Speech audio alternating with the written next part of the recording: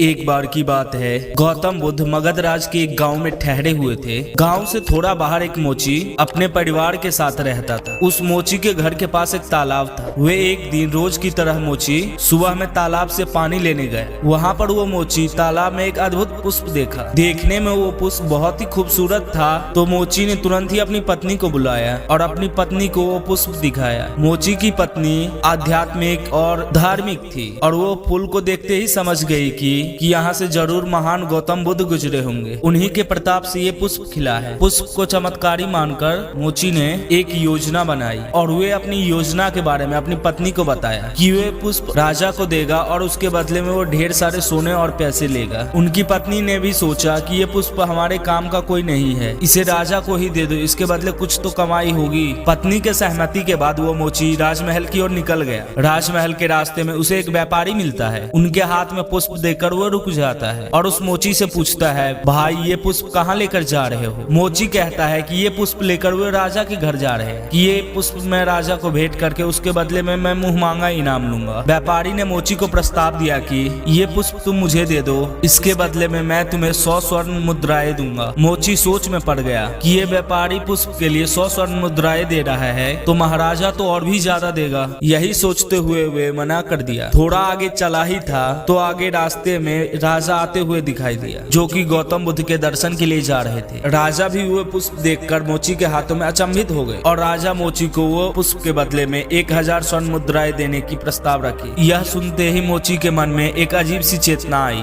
और वे राजा को पुष्प ना देकर दौड़कर सीधे महात्मा बुद्ध के पास पहुंचा। महात्मा बुद्ध मोची को देखकर हैरत में पड़ गए और मोची ने सारी बात बताई गौतम बुद्ध को और उन्होंने कहा कि सबसे पहले उन्हें पुष्प को देखकर मन में लालच सी आ गया था, लेकिन अब मैं समझ गया हूँ कि किसी की छाया पड़ने से यह पुष्प इतना दिव्य हो सकता है, तो मैं अगर उसकी शरण में चला जाऊँ तो मेरा जीवन भी धन्य हो जाए। उसके बाद वह मोची जीवन पर्यंत गौतम बुद्ध का शिष्य बना रहा। दोस्तों, इस कहानी से हमें यह सीख मिलता है कि जिंदगी में हमें बहुत सी चीज अपनी ओर आकर्षित करता है, लेकिन हमें उनकी लालच में ना फंसकर लेकिन अपनी ज्ञान का प्रयोग कर अपने जीवन में सही राह का चयन करना चाहिए। दोस्तों, वीडियो अगर पसंद आई हो तो प्लीज इस वीडियो को एक लाइक करके चैनल को सब्सक्राइब कर ले।